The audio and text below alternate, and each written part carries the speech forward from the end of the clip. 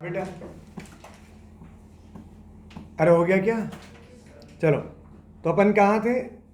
ठीक है, अपन ये क्यूसी कैलकुलेट कर रहे थे, केसी है ना, रिएक्शन क्वोशिएंट के बारे में अपन पढ़ रहे थे। तो अपन ने 3 पॉइंट क्या डिस्कस किया? Application of equilibrium constant. Application में एक तो रिएक्टेंट प्रोडक्ट की स्टेबिलिटी पढ़ी, एक अपन ने एक्सटेंट ऑफ रिएक्शन पढ़ा कि अगर के इक्विलिब्रियम की वैल्यू बहुत ज़्यादा हो जाए या बहुत कम हो जाए तो उसका क्या सेंस है, और एक रिएक्शन क्वोशिएंट पढ़ा। अब अपन बात करेंगे इक्विलिब्रियम कांस्टेंट की वैल्यू को कौन कौन से फैक्टर अफेक्ट करते हैं। हेडिंग पुट करें, factors affecting value of equilibrium constant. Factors affecting value of equilibrium constant. Factors affecting value of equilibrium constant.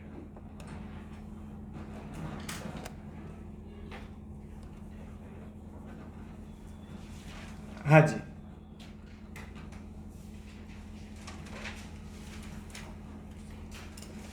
तो एक बात समझो आप, इन फैक्टर्स में एक फैक्टर है टेम्परेचर। तो आप हेडिंग लिखो टेम्परेचर, पहला पॉइंट लिखो temperature.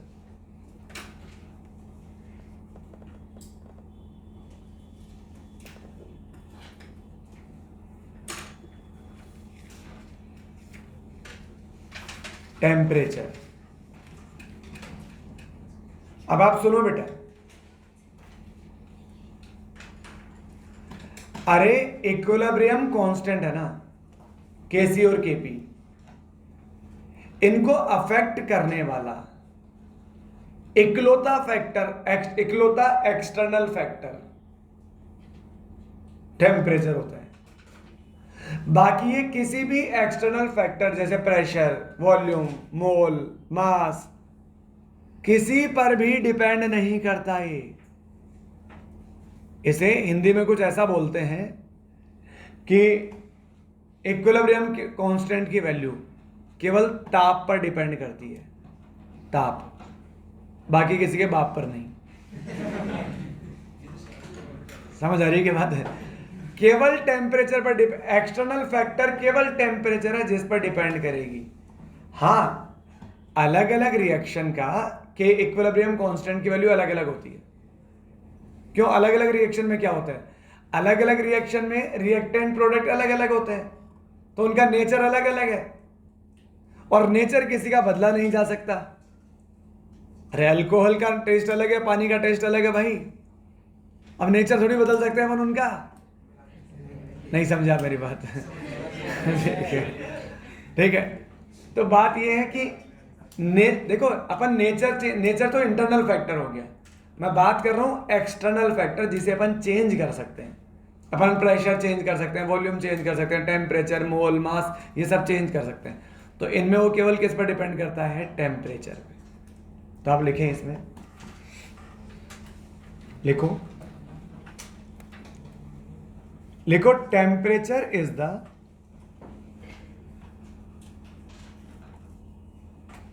Only external factor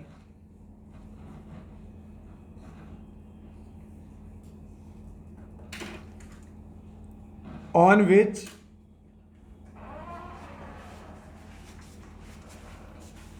value of K equilibrium depends.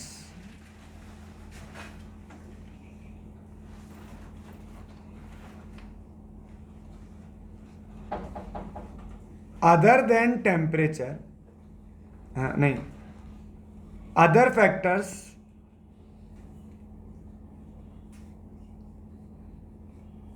like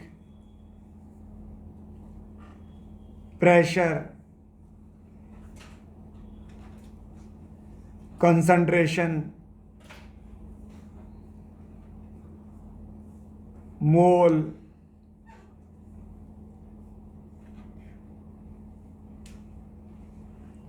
does not affect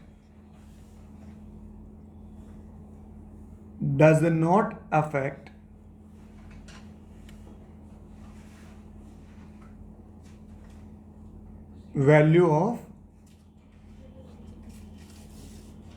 के इक्विलिब्रियम। तो ये केवल किस पर डिपेंड करता है? टेम्परेचर पर। ठीक है, अब एक पॉइंट लिख लो,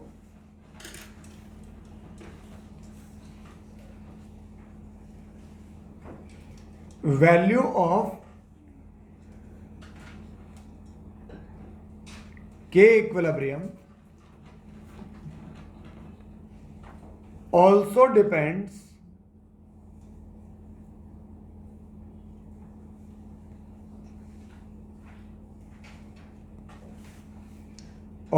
depends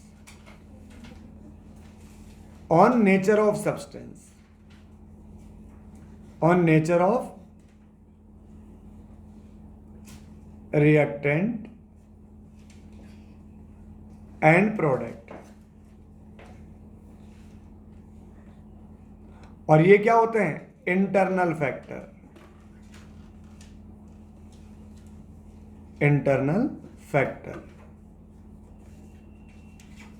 hence for different reaction,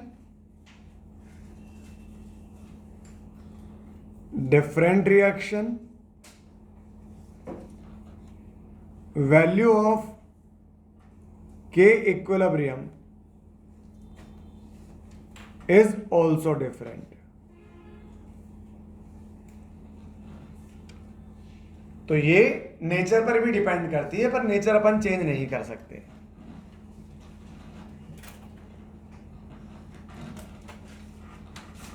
सही।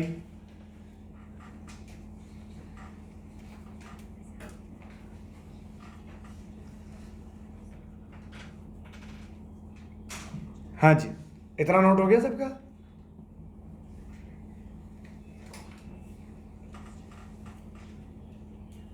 अब आपने एक इक्वेशन पढ़ी होगी, थर्मो में एक इक्वेशन पढ़ी है अपन ने, सामने देखो, डेल्टा जी बराबर delta G not plus 2.303 RT log Q। Equilibrium पर Q और K इक्विलिब्रियम वो तो क्या हो जाते हैं? इक्वल। और डेल्टा जी कितना होता है? 0। तो इसको मैं 0 पुट कर दूं, this is delta G not plus 2.303 RT log, और यहां आ जाएगा के इक्विलिब्रियम। अब मैं इस टर्म को कहां ले जाऊं? इधर ले जाऊं। अरे इस वाली टर्म को उठा के इधर ले जाऊं तो क्या बन जाएगा? नेगेटिव।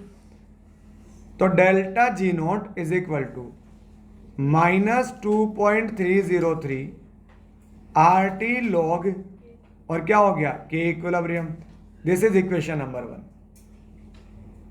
सही बात है। आपको एक इक्वेशन पता है, डेल्टा जी बराबर delta H minus T delta S.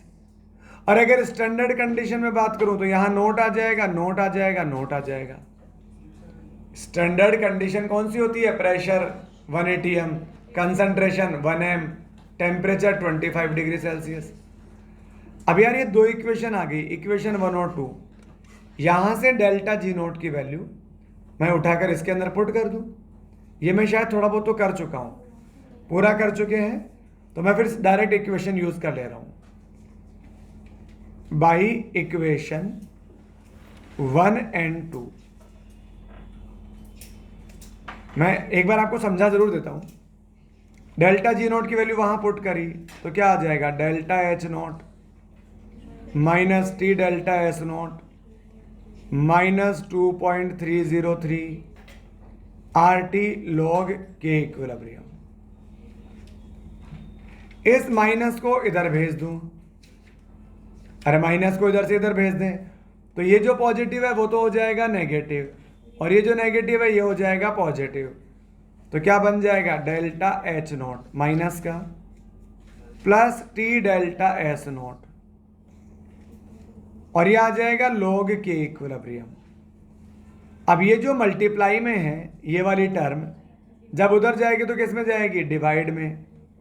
2.303 RT upon 2.303 RT T से टी क्या हो जाएगा, कैंसिल आउट। तो फाइनल इक्वेशन क्या बनी, log k इक्विलिब्रियम,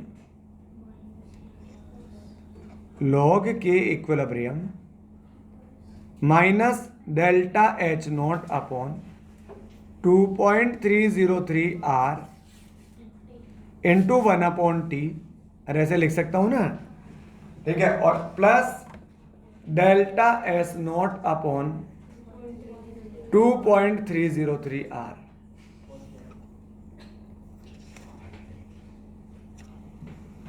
ये मेरे पास एक इक्वेशन आ गई। अब सामने देखो, तो यार एक बात है, सही तो है, अगर मुझे यहां पर एक ग्राफ प्लॉट करना हो 1/t और log k इक्विलिब्रियम के बीच, तो ये कहां पर है मेरे पास, y एक्सिस पर, ये कहां है मेरे पास, x एक्सिस पर। तो मुझे थोड़ा थोड़ा फील आ रहा है, y की पावर 1 उधर x की पावर 1, y x के प्रोपोर्शनल किस कहां होता है, स्ट्रेट लाइन में। स्ट्रेट लाइन की इक्वेशन क्या होती है, y equal to mx plus c. अगर आप उस इक्वेशन से इसे कंपेयर करो तो x 1/t तो x एक्सिस पर है, नहीं गलत समझ रहे हो, t नहीं है x एक्सिस पर, 1/t है, जिसलिए मैंने 1/t को x बोला है। तो यहां पर अगर आप कंपेयर करो तो जो x का कोफिशिएंट होता है वो तो क्या हो जाएगा, slope, minus delta H not upon 2.303 R, और इंटरसेप्ट कितना हो जाएगा, delta S not upon 2.303 R. अरे आया क्या समझ में, अरे बोलो, ठीक है। अब यार एक लफड़ा हो गया भाई, पता है क्या लफड़ा हो गया, इसका जो स्लोप है ना, इसका जो स्लोप है, ठीक है, बंसल तू ध्यान नहीं देता पढ़ने में, सही बता रहा हूं, तू गलत रास्ते जा रहा है ना, पढ़ाई पे ध्यान दिया कर, तेरे को मैं 3-4 बार बोल चुका हूं, मन नहीं लगता तो घर वालों को बोल दे भाई, जिसमें मन लगे वो काम कर ले, ज्यादा स्पष्ट तो नहीं बोलूंगा मैं, है ना। हाँ, अब इसका जो स्लोप है ना वो डेल्टा एच पे डिपेंड कर रहा है, और डेल्टा एच जो है वो एंडोथर्मिक के लिए पॉजिटिव और एक्सोथर्मिक के लिए नेगेटिव होता है। तो इसका स्लोप भी प्लस माइनस हो जाएगा भाई, है ना, एंडो के लिए अलग। तो अपन बात करते हैं पहला, for endothermic reaction, endothermic reaction, endothermic के लिए डेल्टा एच होता है पॉजिटिव, अरे एंडो के लिए डेल्टा एच क्या हो जाएगा, पॉजिटिव, तो स्लोप क्या हो जाएगा इसका, नेगेटिव, आगे नेगेटिव लगा है ना, तो इसका स्लोप हो जाएगा नेगेटिव और इंटरसेप्ट हो जाएगा पॉजिटिव, वो तो पूरी वैल्यू पॉजिटिव ही है। तो आप एक काम करो, ये ग्राफ प्लॉट करो, 1/t और log k इक्विलिब्रियम। चलो, अगर किसी का इंटरसेप्ट पॉजिटिव है, वो कहां कट करता है, प्लस वाई को या माइनस वाई को, अरे इंटरसेप्ट पॉजिटिव है तो प्लस वाई को कट करता है, तो ये प्लस वाई को कट करेगा। अब स्लोप नेगेटिव है तो लाइन ऊपर की तरफ जाएगी कि नीचे की तरफ आएगी, नीचे की तरफ आएगी, तो ये इस तरह का ग्राफ आएगा, और ये क्या है, ये है इसका स्लोप। अरे समझे क्या, अब आप एक बात सुनो, जब मैं इधर आगे की तरफ जा रहा हूं, जब अपन वाई एक्स एक्सिस में आगे चल रहे हैं, तो वाई एक्सिस में अपन ऊपर चल रहे हैं कि नीचे चल रहे हैं, अरे बोलो, नीचे। जब x में आगे चले तो y में नीचे आए, इसका मतलब when 1/t increases, तो log के इक्विलिब्रियम डिक्रीजेस। बोलो सही है कि नहीं है? इधर x बढ़ रहा है तो उधर y क्या हो रहा है? कम हो रहा है। अच्छा, अब 1/t अगर बढ़ रहा है तो बताओ t क्या हो रहा होगा? बोलो। अरे 1/t बढ़ेगा तो t क्या होगा? तो डिनोमिनेटर में तो वो क्या हो जाएगा? कम हो जाएगा। और log में अगर मान लो log में आपने 10 बोला तो log 10 कितना होता है? 1। log में 100 बोला तो ये क्या हो जाएगा? 2। मतलब log में अगर इनपुट ज्यादा है ना तो आउटपुट भी ज्यादा आएगा। अरे सही बात है क्या भाई? अगर log के इक्विलिब्रियम की वैल्यू कम हो रही है, log की वैल्यू कम हो रही है मतलब आउटपुट कम मिल रहा है, तो आउटपुट कम कब मिलेगा? जब इनपुट क्या दोगे? कम। तो log के इक्विलिब्रियम कम हो रहा है, इसका मतलब के इक्विलिब्रियम क्या हो रहा है? उसका कम हो रहा है। तो बेटा टेम्परेचर कम होने पर के इक्विलिब्रियम क्या होता है? यहां पर कम होता है। टेम्परेचर कम तो के इक्विलिब्रियम कम। तो इसका रिवर्स भी ट्रू है। अरे क्या ट्रू है? टेम्परेचर बढ़ेगा तो के इक्विलिब्रियम भी क्या होगा? बढ़ेगा। समझे क्या? चलो अब सेकंड बात करते हैं अपन B. For exothermic reaction, exothermic reaction का जो डेल्टा एच होता है वो क्या होता है? नेगेटिव। अब स्लोप में डेल्टा एच आ रहा है, डेल्टा एच हो गया नेगेटिव, बाहर एक है नेगेटिव, नेगेटिव नेगेटिव क्या हो जाएगा? पॉजिटिव। तो स्लोप क्या हो जाएगा इसका? पॉजिटिव। और इंटरसेप्ट क्या है इसका? पॉजिटिव। इंटरसेप्ट तो डेल्टा एच पे डिपेंड थोड़ी कर रहा है, तो इसका स्लोप हो जाएगा पॉजिटिव और इंटरसेप्ट हो जाएगा पॉजिटिव। अब वही ग्राफ दोबारा बना ले। इधर 1/t, इधर log के इक्विलिब्रियम। इसका इंटरसेप्ट पॉजिटिव है तो प्लस वाई को कट करेगा कि माइनस वाई को? प्लस वाई को। और स्लोप पॉजिटिव है तो लाइन नीचे आएगी कि ऊपर जाएगी? ऊपर जाएगी, ऊपर। तो ये लाइन जाएगी ऊपर की तरफ। तो बेटा ये है इसका स्लोप। जो लाइन एक्स एक्सिस के साथ में जो एंगल बनाती है ना, पॉजिटिव एक्स एक्सिस के साथ में, वो होता है स्लोप।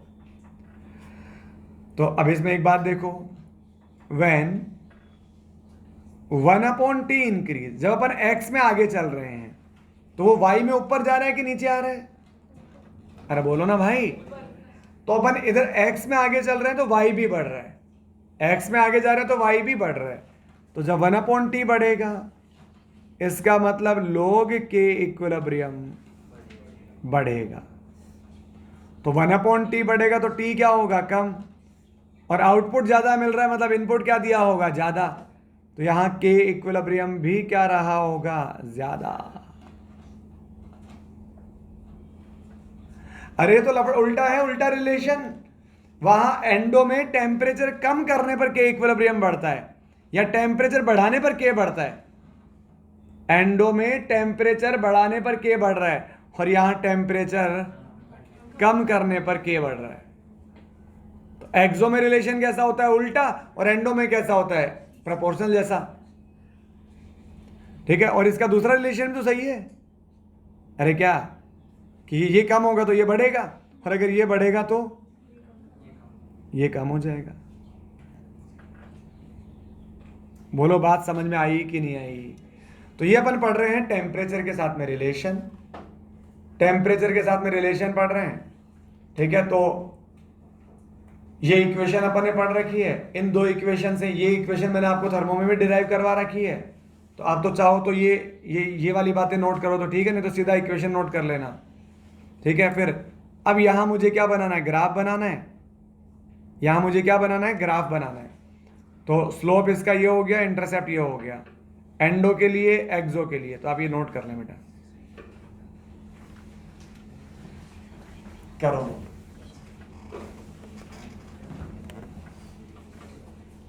जल्दी नोट करें, जल्दी।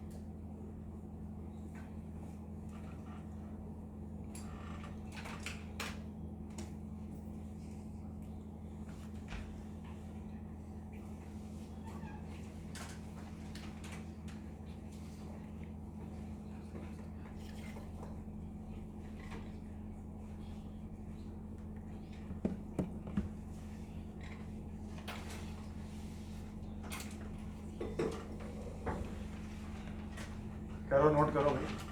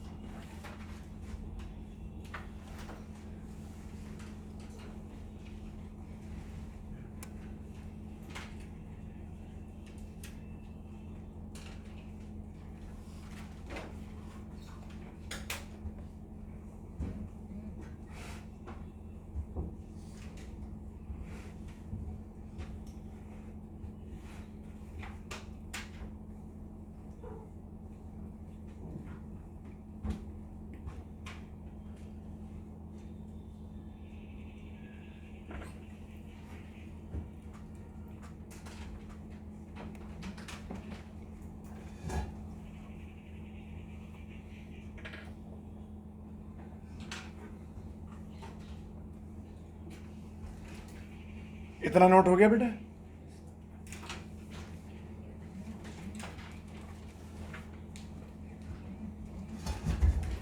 हाँ जी,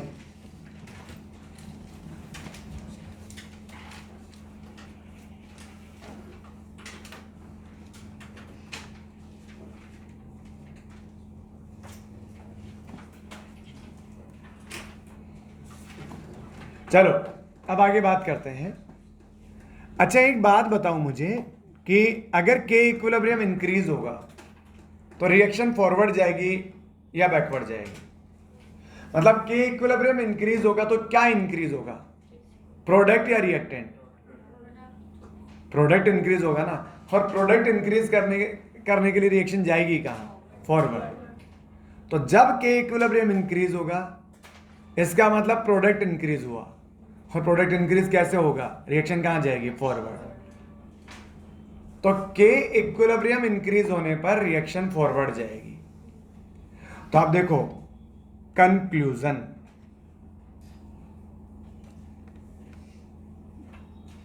कंक्लूजन क्या है,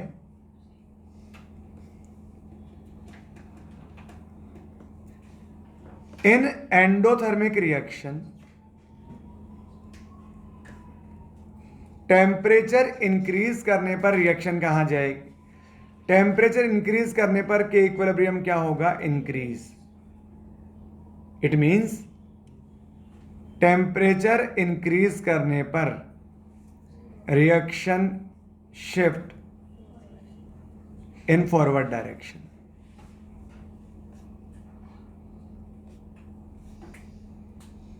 आया क्या समझ में? के इक्विलिब्रियम क्या होता है, प्रोडक्ट बाय रिएक्टेंट, तो के इक्विलिब्रियम बढ़ेगा तो प्रोडक्ट बढ़ेगा, सिंपल। लेकिन इन एक्सोथर्मिक रिएक्शन, एक्सोथर्मिक रिएक्शन में टेम्परेचर डिक्रीज करने पर के इक्विलिब्रियम बढ़ता है, ये लिखा हुआ है। तो टेम्परेचर डिक्रीज करने पर के इक्विलिब्रियम बढ़ेगा, और के इक्विलिब्रियम बढ़ेगा तो रिएक्शन कहां जाएगी, फॉरवर्ड। इसका मतलब रिएक्शन फॉरवर्ड कैसे जाती है, टेम्परेचर डिक्रीज करने पर। ठीक है, तो टेम्परेचर डिक्रीज करने पर reaction shift in forward direction. आपको मीनिंग समझ में आ रहा है क्या, कि एक में टेम्परेचर बढ़ाने पर फॉरवर्ड जाएगी, एक में टेम्परेचर कम करने पर फॉरवर्ड जाएगी। नोट कर लो।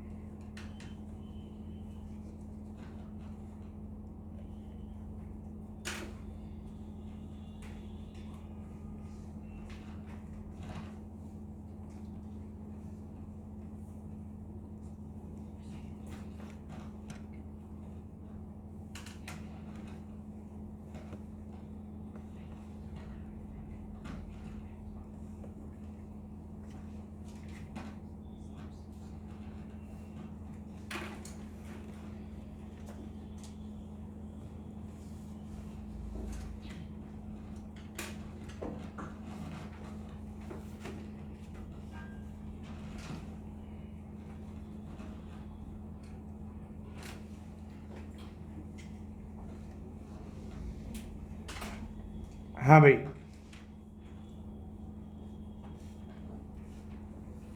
हो गया। चलो अब अभी अभी आपने एक इक्वेशन बोली थी, डेल्टा लो के equilibrium minus delta H upon 2.303 RT low plus delta S upon this. के इक्विलिब्रियम किस पर डिपेंड करता है, टेम्परेचर पे। तो जब ये टेम्परेचर T1 होगा तब ये क्या हो जाएगा, K1। तो व्हेन टेम्परेचर T1 है देन के इक्विलिब्रियम बिकम्स K1। तो यहां T1 पुट कर दिया, यहां K1 पुट कर दिया, ये T1 वहां K1। जब मैंने टेम्परेचर को क्या बोला, T2, तो जब टेम्परेचर T2 हो जाएगा तो ये क्या हो जाएगा, K2। तो यहां आ जाएगा log K2 minus delta H not upon 2.303 R T two plus delta S not upon 2.303 R. This is equation number second. अरे समझ गए क्या? इधर T1 तो K1, T2 तो K2. अब कुछ कुछ बच्चे पता है क्या बोलते हैं, सर T1 बराबर T2 है. अरे T1 बराबर T2 थोड़ी है यार. जब आपके पास 10 रुपए थे तब आपने एक पेन परचेज किया 10 रुपए वाला. जब आपके पास 100 रुपए थे तब आपने 100 वाला पेन परचेज किया. तो 10 इक्वल टू 100 थोड़ी है. ये तो अलग अलग कंडीशन है ना भाई. तो अब हम क्या कर लें, 2 माइनस 1 कर लें. तो this log K2 minus log K1. अरे दिस माइनस दिस, तो log A minus log B क्या हो जाएगा? log A अपॉन B आ जाएगा. तो this minus this is equal to this, ढंग से देखना, दिस माइनस दिस. तो दिस माइनस दिस, तो एक माइनस पहले से है और एक माइनस और आने वाला, तो प्लस हो जाएगा. तो ये वाली टर्म प्लस होगी और ये वाली माइनस रहेगी. This minus this. समझ रहे हो? अरे समझ रहे हो क्या? ऊपर वाली प्लस और नीचे वाली माइनस. अब इन दोनों में से कुछ कॉमन आ रहा है. क्या कॉमन आ रहा है?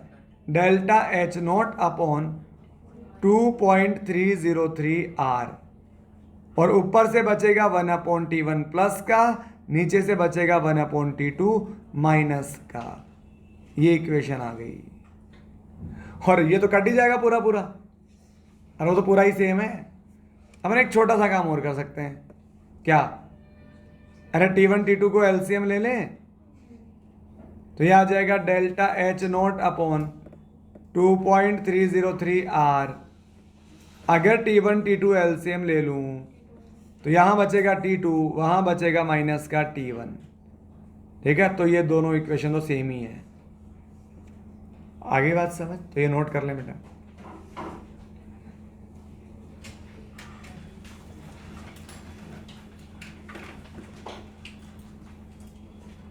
एक नोट करके लिख लो.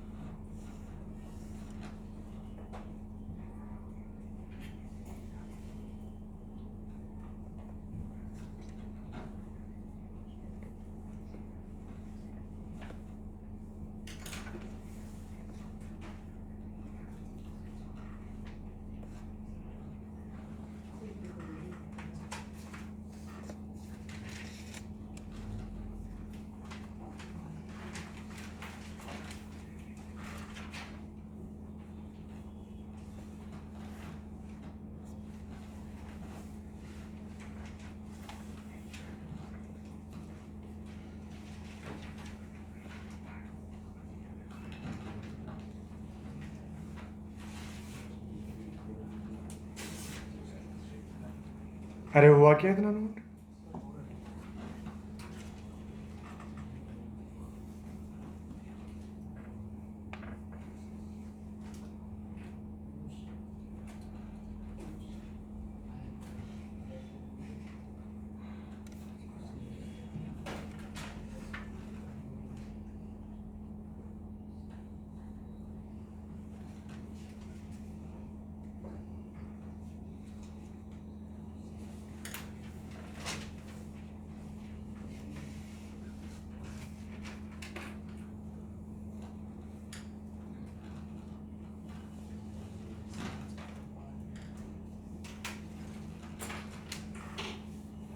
एक क्वेश्चन लिखो.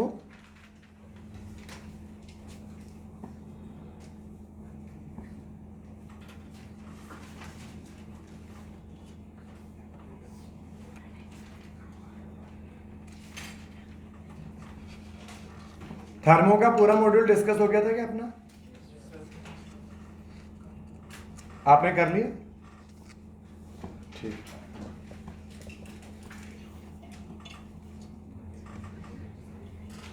एक क्वेश्चन लिखो,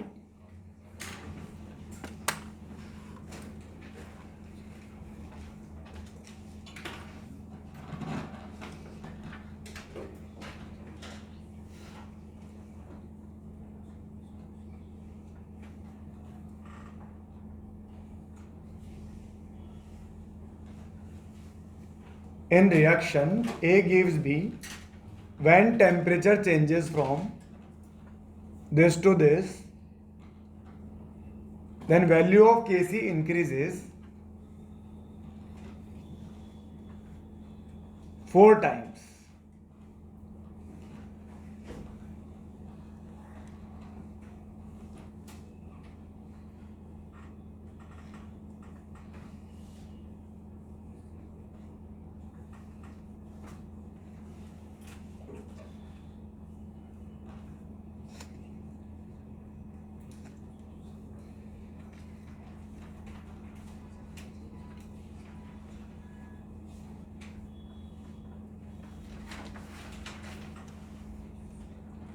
बताएं, ये रिएक्शन एंडो है कि एक्सो है?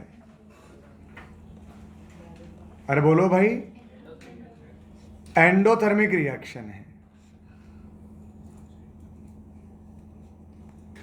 अरे इस क्वेश्चन में आप देखो, टेम्परेचर इंक्रीज किया है आपने, तो टेम्परेचर इंक्रीज करने पर केसी क्या हो रहा है? इंक्रीज। तो प्रोपोर्शनल जैसा रिलेशन है, तो एंडो में होता है। तो यहां टेम्परेचर इंक्रीज करने पर केसी बढ़ रहा है, इसका मतलब ये कैसी रिएक्शन है? एंडो। अच्छा, वो क्या बोल रहा है? बाद वाला K2 पहले वाले का कितने टाइम्स हो गया? 4 टाइम्स। तो यहां से log K2 बाई K1, तो आप मुझे बता सकते हैं K2 बाई K1 कितना आएगा? अरे 4 आएगा ना, K1 इधर आ जाएगा। तो यहां से K2 बाई K1 बेटा 4 आ गया। तो यहां से ये डेल्टा H, अच्छा मुझे नहीं दे रखा तो मैं यहां मान लेता हूं किलो जूल में, है ना, इन किलो जूल। तो R की वैल्यू क्या पुट करूं? 8.314। अभी तक तुम्हें R की वैल्यू में भी कंफ्यूजन है क्या यार? R की वैल्यू ये तो आएगी आएगी, पर बटे में 1000 भी आएगा, क्योंकि आंसर जूल में नहीं पूछा मुझसे, किलो जूल में पूछा है। बाद वाला टेम्परेचर कितना है? 400 केल्विन, और पहले वाला है 300 केल्विन। 273 ऐड कर लोगे ना उसमें, तो यह आ जाएगा 400 माइनस 300 अपॉन 300 इंटू 400। ये कितना आएगा? 0.6। अरे log 4 होता है 0.6। This is delta H not upon, मैं आपको ये शायद बता चुका हूं, 19 होता है। 2.3 इंटू 8.3, ये वैल्यू 19 होता है ना। तो ये मल्टीप्लाई करने की जरूरत नहीं पड़ेगी, ये 19 आता है ऑलमोस्ट। तो यह आ जाएगा 19 अपॉन में क्या है? 1000। ऊपर कितना बचेगा? 100। नीचे 12 तो आएगा ही आएगा, और 4 बिंदी हो रहेगी।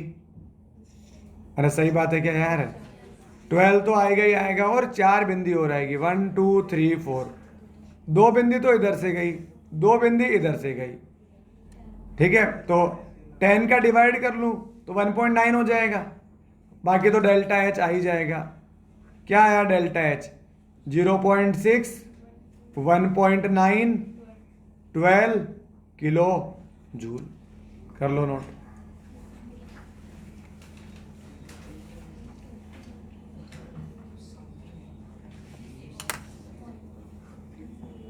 अब इसके आगे तो आप कर ही सकते हैं।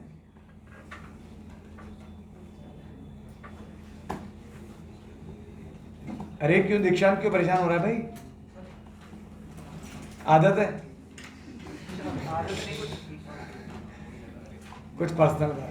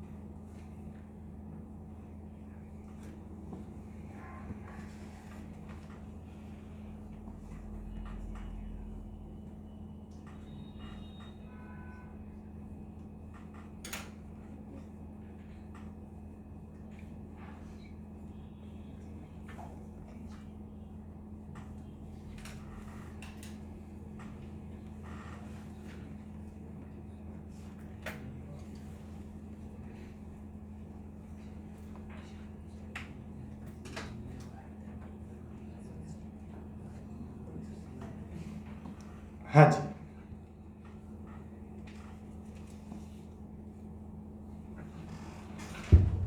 तो इसको मल्टीप्लाई करोगे ना तो 13.68 आ जाएगा किलो जूल।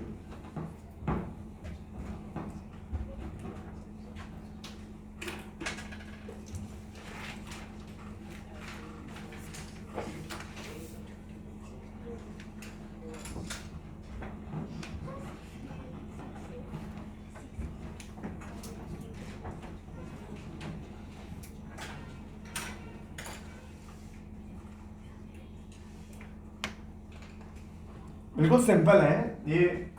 12 6 72, तो 7.2 तो वो आ जाएगा, और 1.9 को 2 मान लो, 7 इंटू 2 14 के अराउंड आंसर आएगा।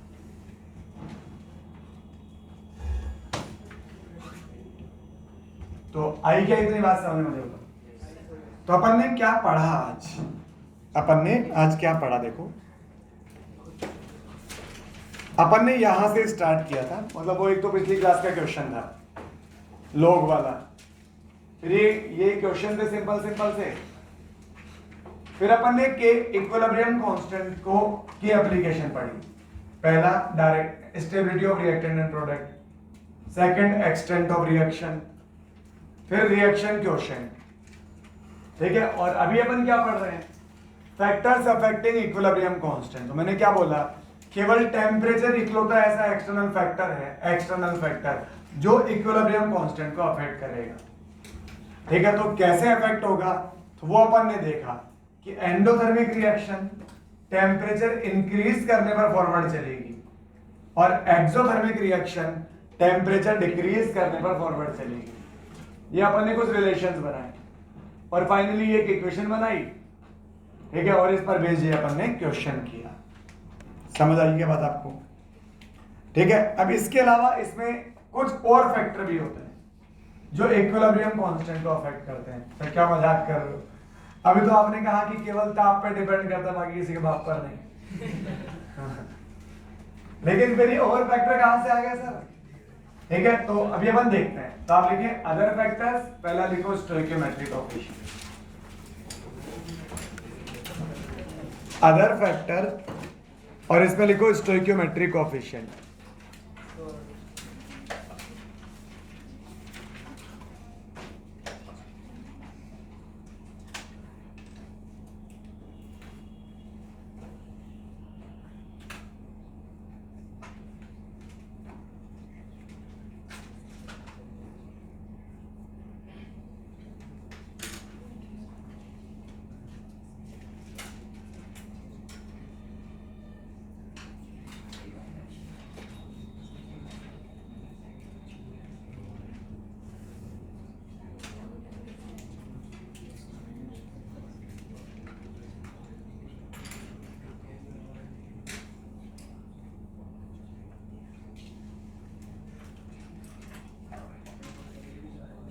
चलो अब एक काम करो, नोट वोट रहने दो, पहले आप समझ लो सिर्फ। देखो ये कोई रिएक्शन थी, इसका equilibrium constant Kc, product bye reactant. मैंने इस रिएक्शन को किसी कोएफिशिएंट से मल्टीप्लाई कर दिया, तो फिर नया Kc आया। देखो रिएक्शन बदल गई है क्योंकि कोएफिशिएंट बदल गए उसके, तो उसने रिएक्शन के साथ छेड़खानी करी है, सेम रिएक्शन नहीं है, इसलिए Kc की वैल्यू बदल जाएगी। तो वही प्रोडक्ट बाय रिएक्टेंट आएगा, जो कोएफिशिएंट है वो पावर में चले जाएंगे, तो b की पावर n, a की पावर n। अब इसकी पावर n है, इसकी पावर n है, तो पूरे की पावर क्या आ जाएगी? n आ जाएगी। और b अपॉन a क्या है? Kc। अरे b अपॉन a क्या है? Kc। तो Kc डैश कितना आ गया? Kc की पावर n। क्या मतलब है? अगर रिएक्शन को किसी कोएफिशिएंट से मल्टीप्लाई करते हैं तो वो कहां आ जाता है? पावर में। कहां आ गया? पावर में। ठीक है, तो आज के लिए काफी है, ये आप चाहें तो रहने दें, नेक्स्ट पे नोट कर लेना। बहुत नोट कर लिया आपने।